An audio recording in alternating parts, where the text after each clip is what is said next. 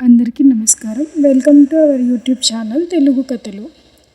అందరికీ నమస్కారం. ఈరోజు మాఘపురాణం 12వ అధ్యాయమైన పుణ్యక్షేత్రములలో మాఘస్నానం గురించి చెప్పుకుందాం. ఈ విధంగా అనేక పుణ్యపురుషుల వృత్తాంతములను, మాఘమాస స్నానఫల మహిమను దిలీప మహారాజునకు వశిష్ఠుల వారు వివరించగా, మహర్షి, మీ కృప వలన అనేక వృత్తాంతములను తెలుసుకొని కృతార్థుడనైతిని. కానీ మరి ఒక సంశయం నాకు కలదు. అది ఏమనగా, మాఘమాసమునందు ఏ తీర్థములను దర్శింపవలనో సెలవీయండి అని వినమ్రుడై కోరగా, వశిష్ఠుల వారు మరలా ఇట్లు చెప్పెను. దిలీప మహారాజా, మాఘస్నానములు చేయుట యందు ఆసక్తి గల వారలకు ముఖ్యముగా తీర్థ మహిమల గురించి వివరించను, శ్రద్ధగా ఆలకింపుము. మాఘమాసంలో నదీ స్నానం ముఖ్యమైనది. మాఘస్నానం చేయక తీర్థములు సేవించిన చాలునని అనుకోవటం అవివేకం. ఎందుకనగా మాఘమాసంలో ఏ నదిలోని నీరైనను గంగ నీటితో సమానం. అందుచేత మాఘమాసంలో నదీ స్నానం సర్వపాపహారమైనది, ఆవశ్యకమైనది కూడా. అటులని ప్రయాగ అతి ముఖ్యమైన క్షేత్రం. ఈ భరతఖండంలో అతి ప్రధానమైన గంగానది సముద్రంలో కలయుచోట మాఘస్నానం ఆచరించిన 7 జన్మలలోని పాపములు సహితం హరించును.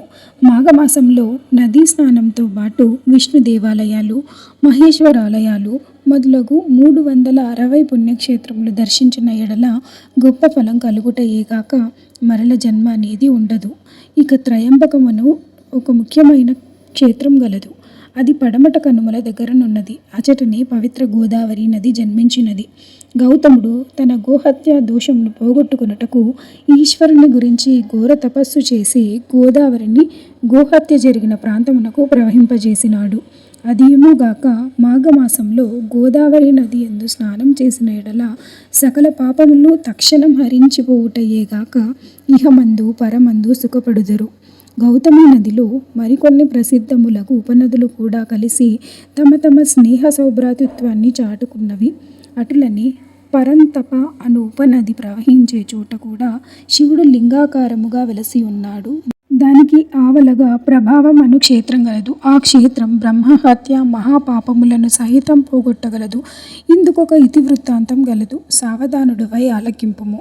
విష్ణుమూర్తి నాభికమలమున బుట్టిన బ్రహ్మకు ఈశ్వరునికి 5 తలలు ఉండేవి. బ్రహ్మదేవుడు, నాకు 5 తలలున్నవి, నేనే గొప్పవాడనని అనగా, నాకు 5 తలలున్నవి, నేనే గొప్పవాడినని శివుడు వాదించాడు. ఇద్దరూను గర్వంతో వ్యవహరించినందున చిలికి చిలికి గాలి వానలాగా వారిద్దరి మధ్య కలహము పెద్దదయ్యెను. కడకు ఇద్దరు యుద్ధము చేయగా శివుడు బ్రహ్మ యొక్క 5వ తలను నరికివేసెను. వెంటనే శివునకు బ్రహ్మహత్య పాతకం చుట్టుకున్నది. శివుడు భయపడి నరికిన బ్రహ్మతలను చేతితో పట్టుకుని ముల్లోకాలు తిరుగుతుండగా క్రమముగా చేతిలో ఉన్న బ్రహ్మతల ఎండిపోయి పుర్రెగా అయినది. ఈశ్వరుడు ఆ పుర్రెతోనే భిక్షమడుగుచూ భూలోకానికి వచ్చాడు. ఈశ్వరుడు సహజంగా అందమైనవాడు. అతడు భిక్షాటనకు వచ్చి భిక్షాందేహి అని అనగానే గృహిణులు భిక్ష పట్టుకొని గుమ్మము కడకు రాగా శివుని మోహనాకారంను చూచి మోహితులై భిక్ష వేసి శివుని వెంట పోవుచుండిరి. ఈ విచిత్రమును చూసిన మునీశ్వరులు కోపంగలవారై తమ భార్యలు శివుని వెంట పోవుట సహించలేక ఇతనికి పురుషత్వం నశించుగాక అని శపించెను. ఇక ఈశ్వరుడు చేసేదేమీ లేక జారి కింద పడిపోయిన ఆ లింగమునందే ఐక్యమైపోయాడు.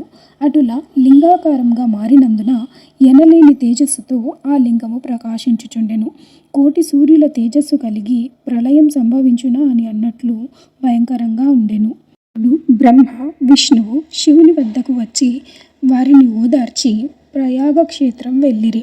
అచ్చట శివునికున్న బ్రహ్మహత్యాది పాపములు పోయినవి.